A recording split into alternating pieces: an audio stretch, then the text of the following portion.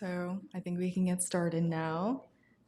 So good evening, everyone, and thank you for joining us at the Korea Society tonight for the latest installment of Startup Scene Entrepreneurs of Tomorrow. My name is Sarah Oh, Business and Economic Program Associate, and we're thrilled to have you all here for what will surely be an insightful conversation. Before we start, I would like to hand over the mic to Tom Byrne, President and CEO of the Korea Society, to share his remarks.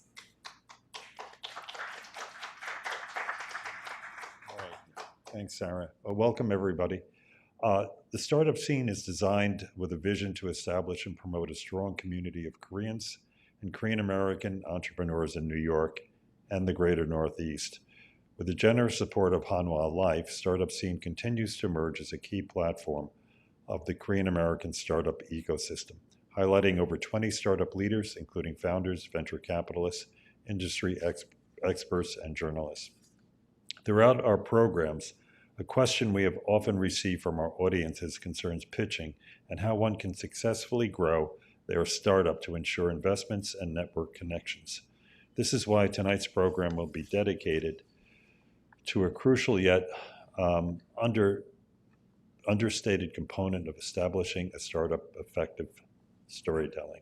by effective storytelling.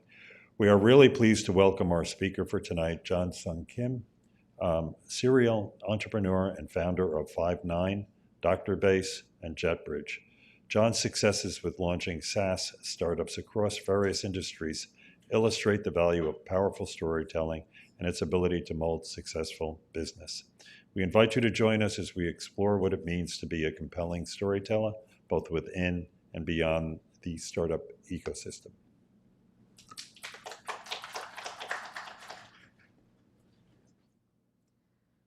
Thank you, Tom, for your remarks. So before I shortly invite John into the stage to talk about his lessons as a seasoned entrepreneur of pioneering SaaS startups serving industries like data management, healthcare, and recruiting, and also as an early angel investor of leading startups like Rappi and SpaceX.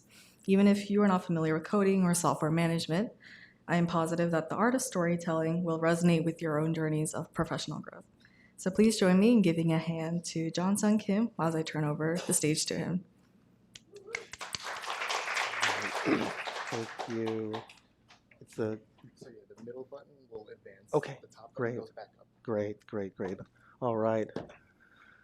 Good evening. My name is John. My Korean name is Sungmin. I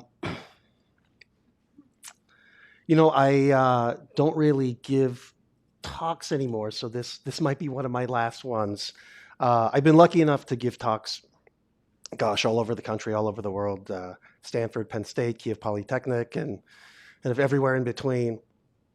But I'm 50, would be 51 soon, and I have 2 small kids, a wife, and in my 20s and 30s, I thought the most important commodity was time. And money. Now, when you're 50, you realize it's just time. So thank you for giving me yours. When Sarah and Sojung reached out to me, I had no idea the Korea Society existed. And now I see a white guy as the president of the Korea Society. I have so many questions for you, Tom.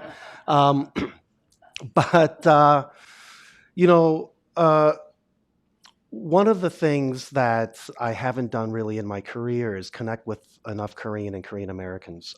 Most of my network in Silicon Valley actually is not Korean. I think I know 1 or 2 Koreans in my network in Silicon Valley. So the ability to just meet more Korean American professionals, I thought, okay, well, that would be good. But the other thing is I wanted to talk to other Korean Americans about something deeply shameful in my life. And it's painful. And it's one of the reasons I hate it when people describe me as successful, because I don't think I'm successful. I think I'm a giant failure.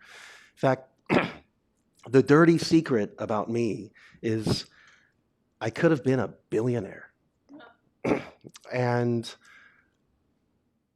I'm not going to blame it all on my Korean upbringing, but my Korean upbringing, I think, had a lot to do with the fact that I lost $1 billion. So yeah, I've been really lucky in my career as an entrepreneur. I've made millions and millions of dollars, had lots of crazy adventures, got to work with a lot of super smart people building products that really changed the lives of our users.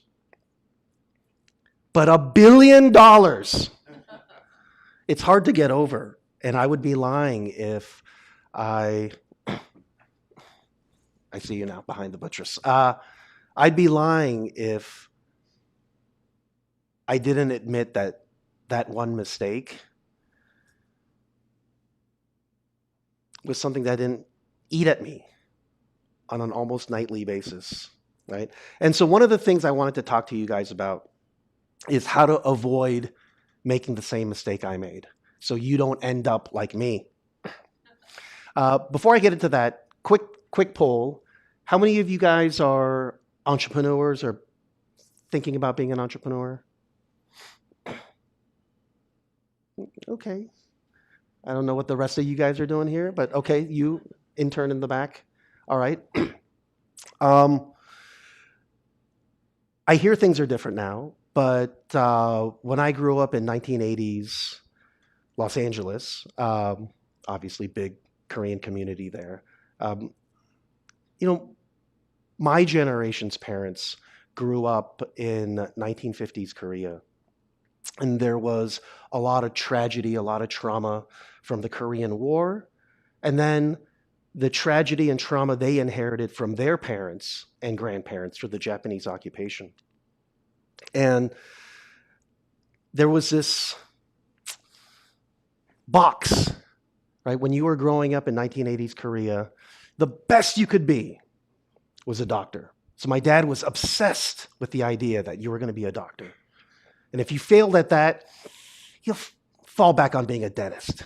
But you better own your own practice. And if you were a woman, pharmacy and marry well. Right? This was the box. And, my father, and to be fair to him, a lot of Korean ajashis from that generation were parents like G.I. Joe dolls, right? They kicked, they punched, they had a kung fu grip, they cursed a lot, they drank a lot, they smoked a lot, they played a lot of hato, gambled. And every time I told my dad, I don't want to be a doctor, I'm going to start great companies one day. I'm going to fly to work in a helicopter. For some reason I was obsessed with this idea of flying to work in a helicopter. My dad would have the same response every time. I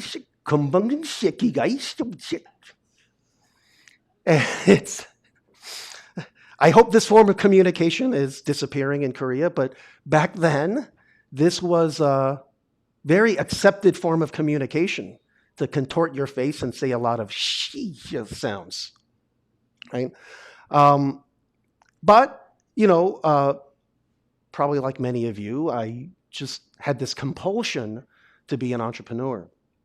And so when I was a kid, my parents, like a lot of Korean immigrants at that time, owned a liquor store. And in my elementary school, they outlawed candy.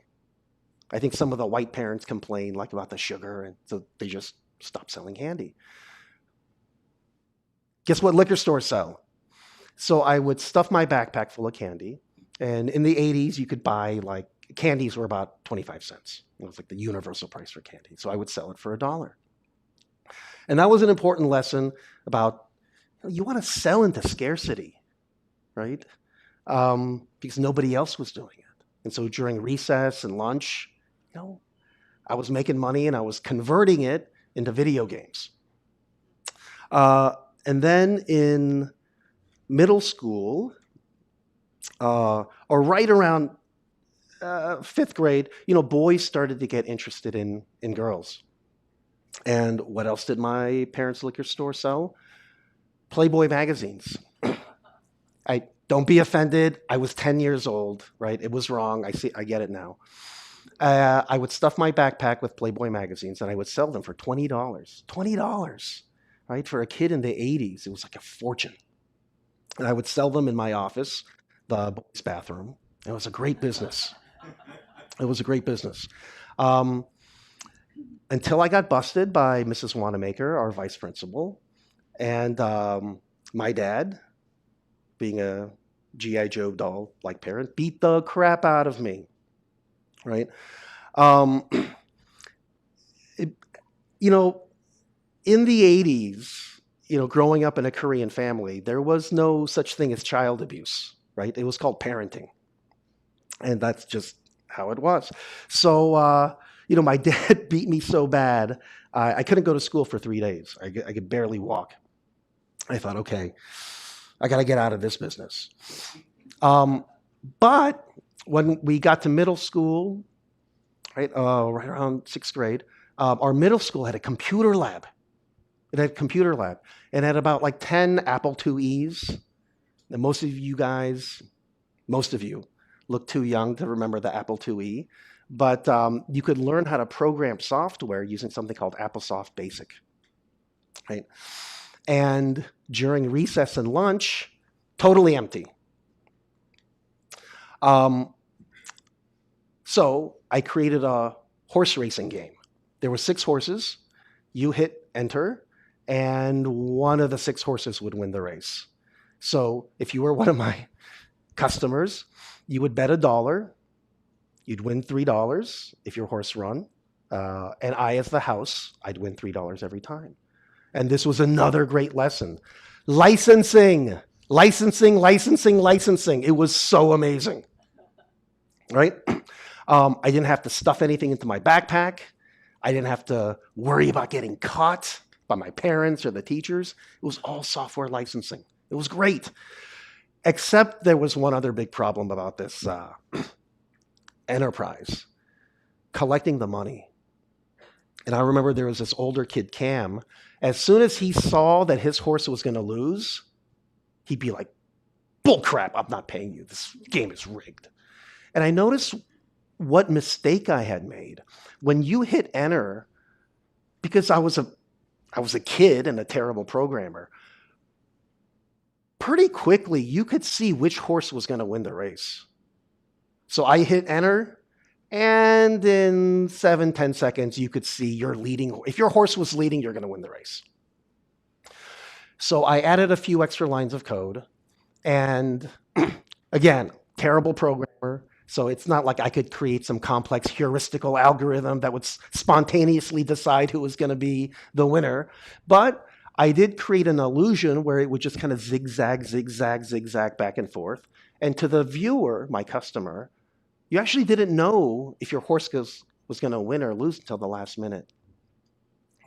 And this was another important lesson for me in the importance of user interaction design, right? You got to keep your customers engaged if you're going to be successful in the software business, right? I dropped out of my pre-med program. My dad didn't talk to me for a year. Gave me the silent treatment. And after university, I didn't have anyone to sponsor me or support me or to give me any guidance or certainly approval to be an entrepreneur. So I didn't know what to do. And I got a job at Charles Schwab. We all know Charles Schwab is and not at like the headquarters, at a local branch in Berkeley, California. And it's a good company. For the record, I just want to say, while I'm being recorded, Charles Schwab is a great company. But, being an entrepreneur at heart, it was killing me. It was killing me to be employee 32,517 at Charles Schwab. But they had sent us to a call center for 2 weeks of training. You got to learn how to execute trades, deposit checks. And in this call center, there was a tall Caucasian gentleman. I hated him. He was such a supreme douchebag because he would always talk about how tall he was. And I'm a short Korean guy, right? It was like really making me self-conscious. And one day he told me, this software costs more than your life. And I thought, okay, well, how much is the software? And then later I found out it was $65,000 per user. Right, so I thought, okay, well, my life here is worth less than $65,000. And my bright idea, which wasn't so bright, was, why don't I just start my own company? Wow, this software is so expensive. I know it. I mean, I've been trained on it. So why don't I make a call center software company? So it turns out my ex-roommate and my buddy from university, Elliot, worked at Cisco's CCBU, call center business unit. I said, Elliot, come on. The dreams, the unicorns, the Ferraris, come on, we can do it. He said, yeah, let's do it. So I flew out to Boston. We celebrated our newfound independence and all of our newfound life goals. So I quit Charles Schwab on Friday. And I didn't hear back from Elliot all weekend. Didn't hear back from him on Monday.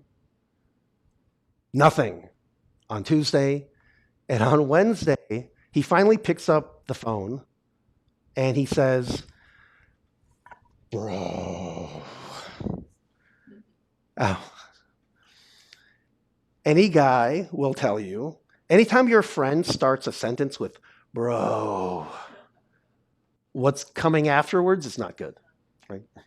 And he said, bro, I thought about it really hard, and my job at Cisco, the benefits, the pay, and it's such a secure job, I can't afford to quit. But I had already quit my job.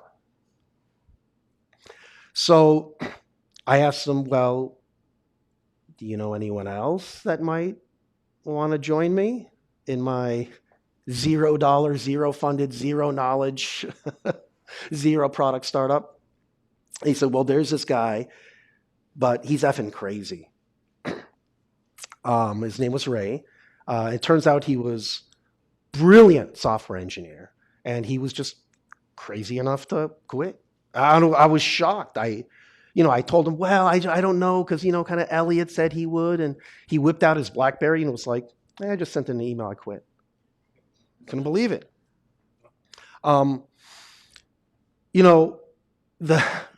The two of us then started to just make cheap crap software for very tiny call centers because, well, you got to start somewhere. And I started to kind of, like you, do B2B marketing, and through a lot of pay-per-click ads and earned media, all this like the back of your hand, content generation, SEO, started to generate customers for our call center in a box, like little Dell PC, for $49.95, $4,995. Why? Because it's less than $5,000, right? And it was enough for me to hire my former boss at the brokerage firm and a couple more people from Cisco. So now we were 5 people, and we were closing in on $1 million a year of sales. But it's licensing. You sell this box for $5,000 and that's it. You never see that customer again. And I thought, we're never going to break out of this. Like, we're always going to be this grindy, barely surviving month-to-month business. Like, how do we break out? And I think this is something that most founders find at some point. You start a business, you start to make money, you start to pay yourself, probably avoiding payroll tax and some other things. And it's going, but you can't break out. And so, you have idea after idea after idea, and most ideas are bad, right? There is no such thing as you having some eureka moment, and then that's the idea. That's a myth. That is a freaking myth. What happens is you have 51 ideas, and the 52nd is the idea that makes you money. And that is one of the secrets about being a successful entrepreneur. We look at the founders of Twitter and think, well, they got lucky and they had this genius idea. No, that was their like 67th idea, right? So we're cycling through all these ideas, and one of my customers in Arizona told me, the thing, John, is it's not about this box you're selling me. It's once you sell me this box, I got to call the phone company and take some 3 to 4 weeks to provision an additional phone line. So like, I can't buy your stuff right now. It's all dependent on, my local telco. And then that's when I had my 57th Eureka moment. And I thought, well, why don't we just buy all the hardware? Well, load it up in my apartment in San Francisco, our data center, our kitchen, and we'll just rent the software. Now, at the time, there was a new technology called voice over IP. It let you make voice calls over the internet. In 2001, 2002, this was like a brand new thing. And I went to every tier 1 VC on Sand Hill Road. That's like the Rodeo Drive, the Madison Avenue of venture capitalists. And they all told me, no. No, because number one, call center managers will never let their employees work remotely. Number two, businesses will never trust the internet to make business class quality calls. So you're dumb. Now, funny enough, today, that little startup is the largest call center software platform in the world, right? So again, important lesson, if you think that you have an idea that is inevitable, like you are just convinced that the future will look like this, you'll possibly, like me, have every smart VC tell you it's not feasible. And it would be easy to give up. It's funny, I was telling this story to Drew Houston, founder of Dropbox. How many of you guys know Dropbox? Great company, great product. I give them way too much of my money, it's expensive. But it's a great product.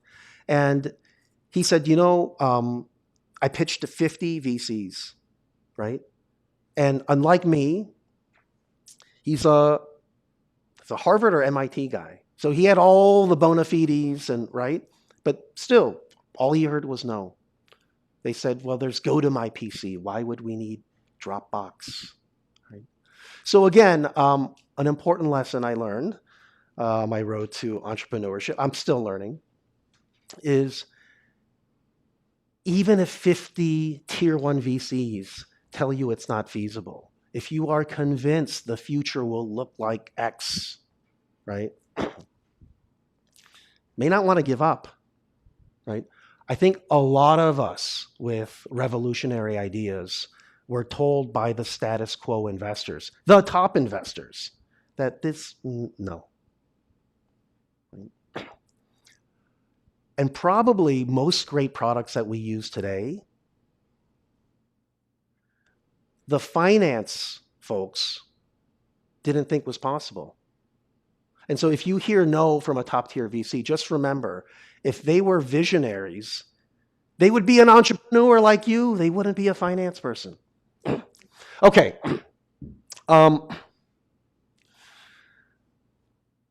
The tragic thing about this is my former boss, once I took the company to about the $10 to $20 million a year in subscription revenues range, said, John, we need a real CEO. I said, a real CEO? What does that look like? And my former boss, Gus, said, a Jewish guy. Right? And at that time, there were not a lot of young Korean guys that were the CEO of a successful software company. And I said, okay, I guess so. And you go through a lifetime of hearing from your parents, from society that like, doctor, come on, like this is the top. And I thought, okay, well, they're probably right. I took it as far as, I could take it. So we hired the Jewish guy, a guy named Brian. And I thought he was going to do marvelous things. right? I mean, the Jewish guy. He was going to like explode the company. He was remarkably dumb. And if A's hires B's, B's hire C's, he was the B that hired a bunch of C's. So he hired a VP of marketing from Salesforce who came in and spent, it seemed like, half of his time complaining about Mark Benioff and how dumb Mark Benioff was and how crazy he was. Isn't he like one of the richest guys in the world now? He hired a VP of sales from Siebel, and she kept saying like, I don't understand why we're charging so little. At Siebel, we would charge $5 million at a time up front. And I was like, but that's not, the software is a subscription business. The whole reason people buy from us is so they can rent it, not buy it up front. And Lisa, being a highly political big company animal, didn't understand where our near $20 million of sales were coming from. So she thought, well, I'm going to take credit for this. I mean, they're all coming from the website, right? So overnight, without telling me, she put up a new website. Now, my website had real pictures of our customers and real pictures of our support staff because the investors were right. Customers were concerned that business class calls over the internet weren't going to be good enough. So I had real people talking about their experience using Five9. But Lisa, who came from giant publicly traded software companies, decided, oh no, that's not appropriate. What you want to do is look huge. And what do you have on your homepage when you want to look huge? A globe. So this new website had a giant globe. And look, maybe she's right. Maybe you got to fake it till you make it and look like Globoco. But there was a problem because she didn't understand internet marketing. And you know, back in 2004, digital demand generation was still relatively new. And Lisa didn't understand that. So our entire lead generation machine crawled to a halt. Like literally the phone stopped ringing overnight. Right? So I was livid. I go to Brian. I'm like, you got to bring it back. You got to bring it back. I'm generating 100% of the sales. You got to bring the old site back. So there was a whole big scuffle about that. And then one day I said, listen, Brian, can I talk to you, man? Why are you spending so much time in the Philippines?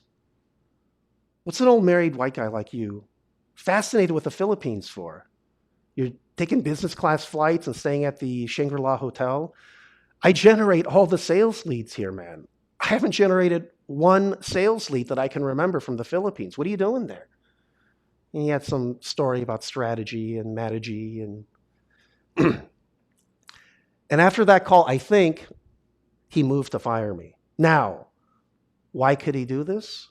Because at that time, it was not like today. Today, there is an ocean of money for you guys and gals that want to raise money. An ocean of money. And there are corporate VCs at Samsung. There's sovereign wealth funds. There's angel investors like me. In 2004, this was not the case. There was no Quora. There was no Twitter. That was it, right? So that was a tough lesson in giving up control too early. I'll talk about that in just a minute.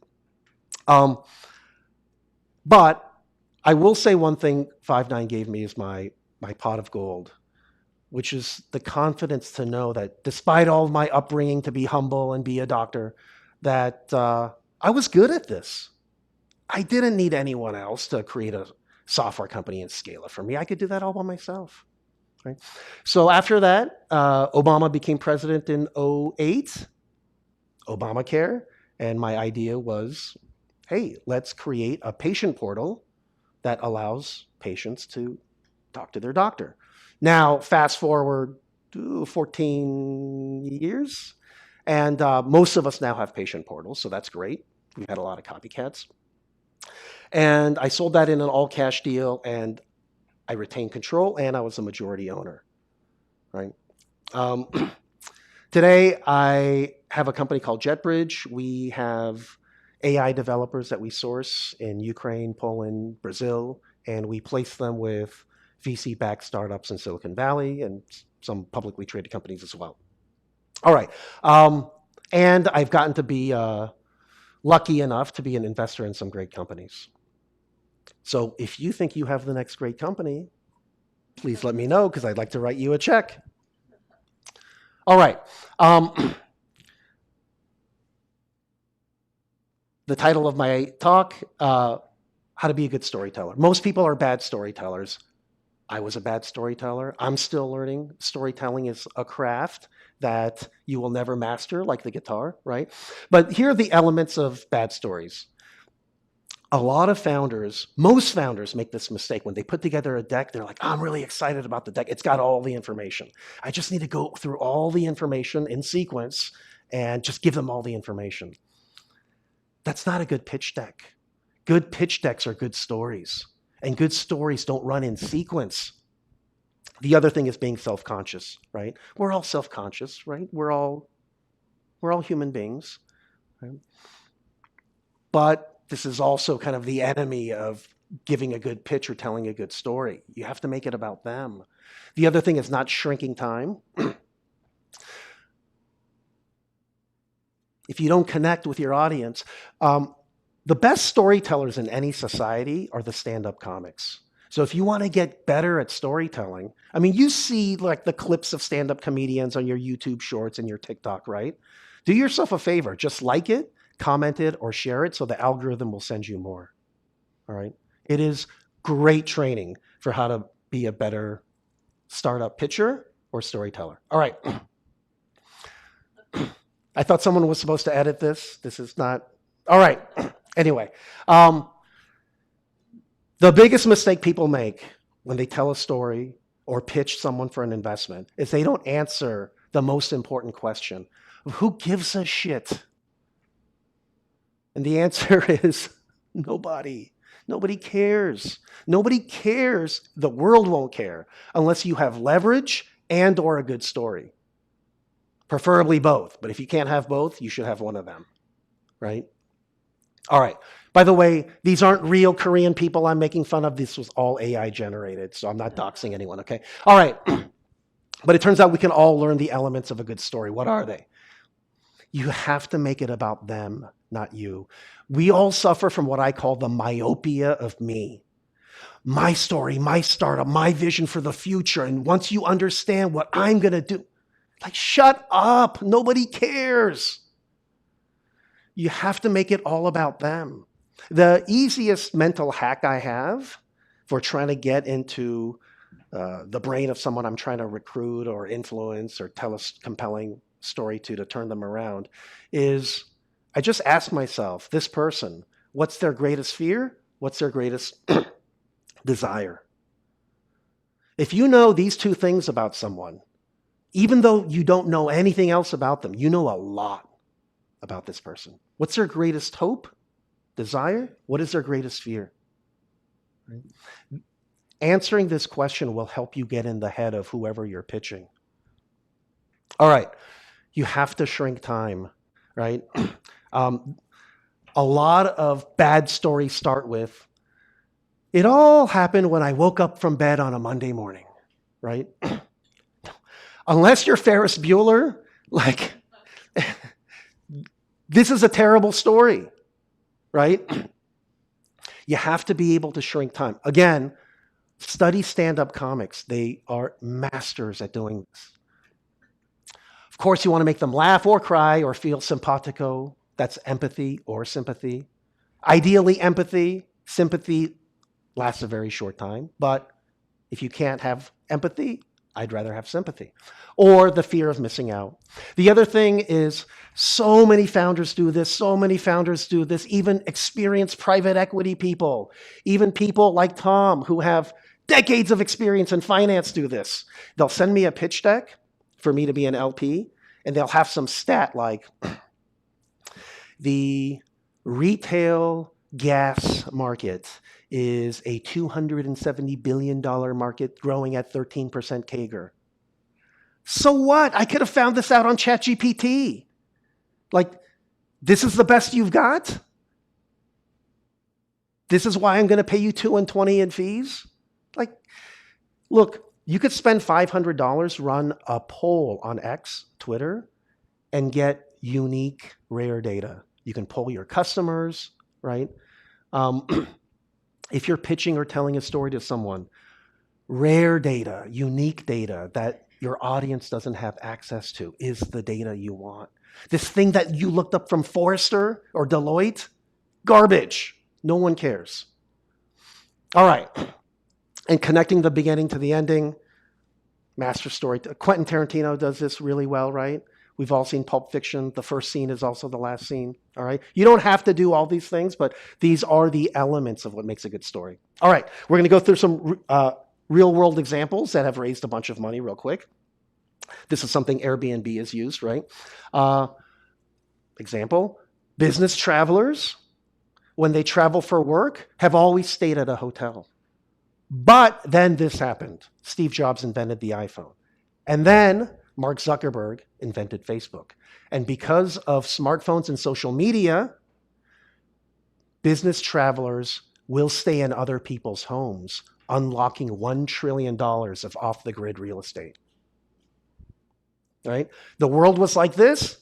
An enzyme, some catalyst happened, and now the future will look like this. Let's make money together in this brave new world. All right? Too many entrepreneurs don't realize this, and they just drone on and on with the myopia of me, my startup, my product, in sequential order. If you just listen and you would understand, and no one cares. And then we wonder, oh, why is this so hard? Right? This is a great template. All right, this is another one that works well in meetings, right? You're in finance or what have you. And let me give you an example. Most people in private equity think the way to make money in retail gas stations is to roll up local mom and pop gas stations and raise prices 15%. But we got access to 25 years of data from ExxonMobil across the continental United States. And who we found makes the most money in the retail gas business will shock you. Again, this also goes back to having rare, inaccessible, or unique data, right? You walk into a meeting with this kind of pitch, and people will pay attention. All right. This is a common one. This is probably the one I'm doing now. I made a giant mistake that cost me $1 billion. You're probably going to make the same mistake because most founders do. And here's how to avoid it. Now, here's the inverse of version 3. I call the con artist version. Don't do this. Right? What are they called? Finfluencers, fintech influencers, right? People that run these academies like 10x, right? 3x your growth, 5x your growth, right? They do the inverse of this, right? Which is, I made a crap ton of money with this system, and it was easy once I figured it out. Here's the system, right? Okay, obviously we're not going to do that, right? But it shows you how powerful these templated stories are. Grant Cardone and all of these finfluencer guys just make tens of millions of dollars with this template. Obviously, don't do it yourself, but as an example, it's the power of stories. All right. I think my final two pieces of advice are, one, being able to tell a good story. It's like Taekwondo, right? You'll never master it. But being able to tell an engaging story is the language of getting what you want in your professional life. And so if you can't tell a good story, it's like you are illiterate compared to people like me or people who have decided that they're going to learn this craft. You are, unless you're the son of a billionaire, believe me, you are not too good to learn how to tell a good, engaging story. Okay? All right. Final thing, and I can't stress this enough, do not give up control of your company. Do not give up control of your company until you know how much money is guaranteed on the table. There's this thing called secondaries that you can take. It's when you raise $20 million, you can take a few $1,000,000 off the top for yourself. Do not give up control. I cannot tell you how many founders make this mistake, and they come to me and they say, John, I know, I should have taken your advice, but I really thought, my investors were cool. They're not cool. Your employees are not cool. You are running a sports team, not a friendship house. Your relationship to your investors and your employees is directly proportional to how well you are executing on your promises and your business plan. All right? They're not cool. Okay. Please don't violate this golden rule. Okay? If you do, don't come crying to me, because you will not hear sympathy. What you will hear is, "Ay, kumbanging shaky guys." All right, guys, I'm John at jetbridge.com. If I don't get to meet you today, please go ahead and send me an email. I'd love to connect with you all. Thank you. I have 3 questions.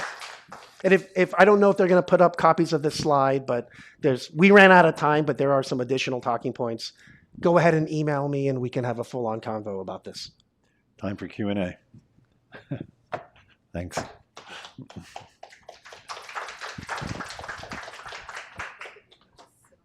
So the format is we will.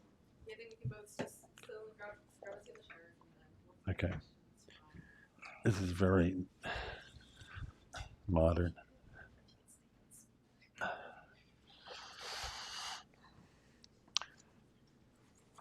Okay, well, that was a good story. Thank you. I liked it. Why don't we start with the in-person audience, and then we only have several questions that were sent in online. So please, fire away. Okay, do we have a microphone? What's your take on startups raising institutional money versus bootstrapping? Wow, great question. How much time do we have? The advice I give my founders is have a magic number in your head. Don't tell anyone what it is. Unless you're married, then obviously share it with your significant other. So let's say it's 15 million.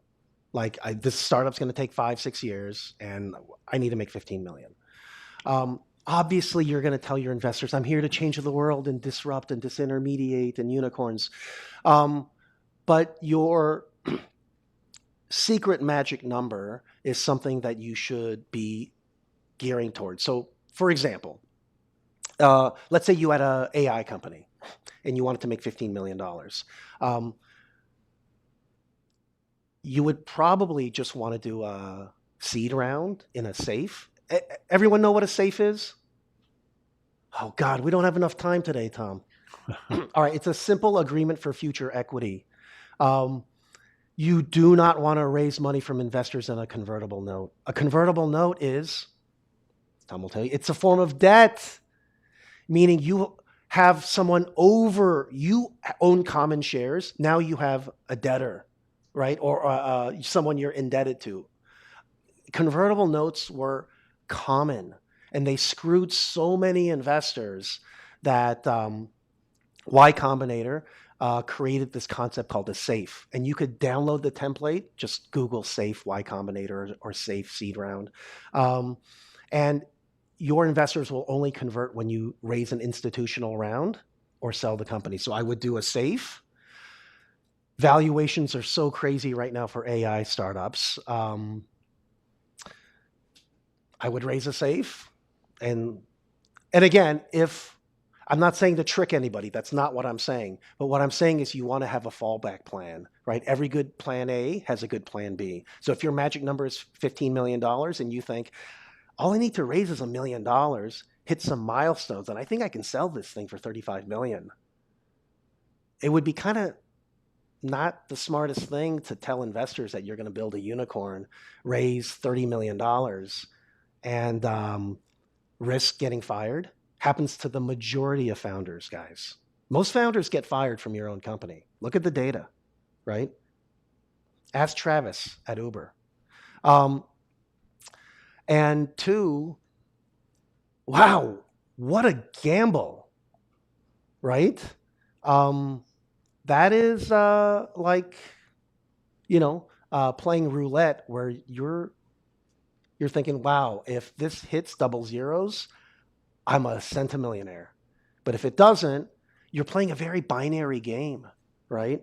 Whereas, look, if your goal is to make $15 million, then there's safer ways to make $15 million in the tech startup game, I assure you. Good question.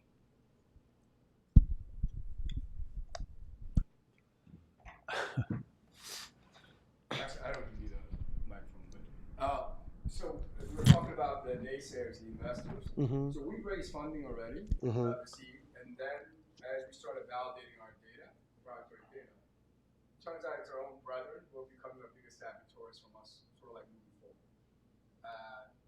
And part of it, I think, is maybe they didn't expect us to kind of break the ground that we did, Mm-hmm. but it's kind of an interesting dilemma that we're facing, right?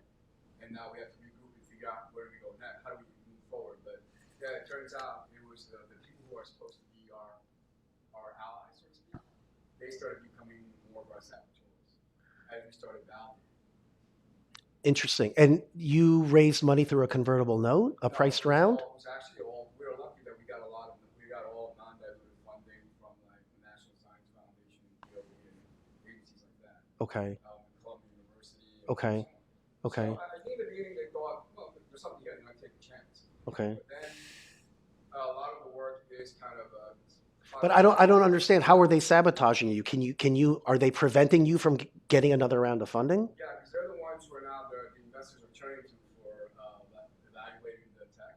Uh-huh. And our take is they're not really understanding kind of the sort of the leaps we made. Right. And it's a comfort. Right. It's an uncomfortable position. Right. This sounds a little bit more complicated. Please email me. I'd love to double click on this with you one-on-one. Yeah. Okay. In the front here. Yeah. So I'm kind of curious about your existing company, Jetbridge. You're doing AI developers. Anthropic announced that probably half of AI generated is for code today. So do you think your business there's an existential threat to your business, and how do you want to? I'm sorry. I didn't explain Jetbridge enough. So for my third startup, I wanted to do a revenue generating business from day one, right? Because these SaaS businesses, you barely eke out a living until you sell, and then your windfall comes at year 6 or 7. And so Jetbridge, we source and recruit AI and machine learning engineers from places that have brilliant talent, but it's much cheaper. And then we place them at companies like Anthropic. Does that make sense? But I was just saying, like most of the code getting generated now is AI, right? GitHub says that 50% of their code is generated. Oh yeah, you know what? Yeah, this is a separate conversation. But I heard this when Facebook websites came out. They're like, oh, software developers, you guys are dead. Why would anyone need a website when you can have a Facebook page? Or all these new frameworks came out that made it easier to code. Do you remember no code, low code? No code, low code, drag and drop, create your own software application by dragging things around. That was supposed to kill software developers. Every one of these technological disruptions actually increases the demand for developers. The problem as a society is that, and I spoke to actually a woman named Michelle Lee, who was Obama's head of the USPTO. She said the problem is girls outperform boys in math right until about middle school, and then they just drop off a cliff. And so we've got half of our population, not just in the United States, but globally, that just doesn't go into software development, right? So to answer your question, AI will increase the need for engineers. And already we're seeing this through, I'm sure you've heard this, prompt engineering, which really isn't engineering because there's no science or logic involved, but it is a way to structure your words to program a large or small language model, right? So no, there will be a need for more engineers, not less. Every technological revolution creates a demand for more and more technical people. Yeah. Yes. Hi, John. I'm curious that obviously you're a very successful founder. I'm not a successful founder. I lost $1 billion, but please go ahead. But you have exited 3 times. Obviously, like AI is getting all the traction in the United States, and then we see the rise of deepfake. Are you looking or interesting or investing at all in, the rise of AI, robotics, for example, in Japan, Korea, or in China? Are you looking outside of the United States, given that there is such a bubble going on right now in the US? Yeah, good question. I get pitched AI startups with no revenue, 3 people, and they want a $100 million valuation. And I'm like, get the F out of here. What are you talking about? They're like, yeah, but one of us came from OpenAI, the other came from Anthropic, and the other one just graduated from Stanford. So 100 million. So I'm an LP in something called Rabbit Ventures, which started by an Israeli guy, but invests solely in Korean founders. And so, yeah, I am looking at opportunities outside the US. But robotics, hardware is hard. And when you're old like me, I'm looking for easy wins. Software is, I honestly, and I'm not trying to be humble to say this, if you want to start a software company and you want to make $1 billion, it is really hard. You want to make $10 million, it's relatively straightforward. All right. But in hardware, to make $10 million in hardware, it's almost as hard as making $1 billion in software. Yeah.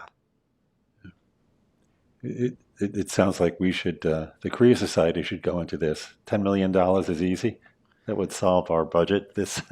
Well, Tom, as you know, $10 million isn't what it used to be. It buys you half a brownstone in Manhattan now. I know. A friend told me a couple of years ago, it was on Wall Street, Tom, we were talking over how much a bottle of wine, the bottle of wine we should buy at the Italian restaurant. He said, that's not much money when you're talking about wine. In fact, $1 billion these days is not much money. That's the language reserved for billionaires, I think. Yeah. So we have any more from the in-person audience? Yeah, in the back. There's a kind of a semi-hand, raised hand. Oh, hey. Oh, hello, John. Thank you for the speech.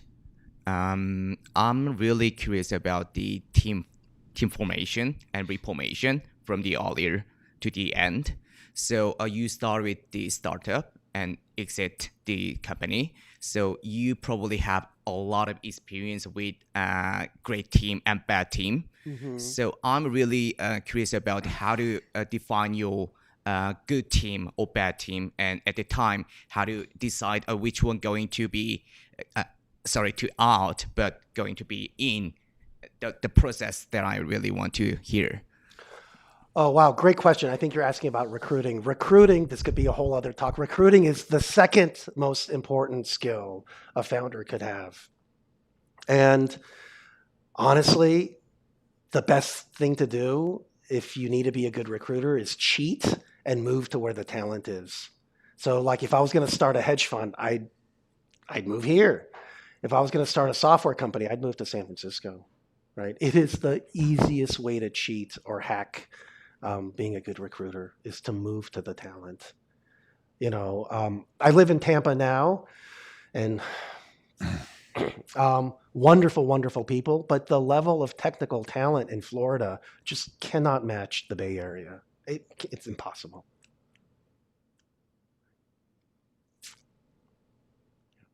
All right. Any other questions? Yes. Ruth. Are you going to tell us the $1 billion mistake? Oh, yeah. I gave up control of my company for $5 million and it cost me $1 billion. Yeah. Well, That's the segue to look that, at that, John, is so we got a question sent in. How do you, let me say this. How do you approach maintaining control of ownership? So what would you have done differently? Not sold. Oh, But were there? yeah, what were the options, or how do you good play question. that out? Not be desperate. The founder's life, and for those of you guys that are already founders, you're desperate. Desperation is your gasoline.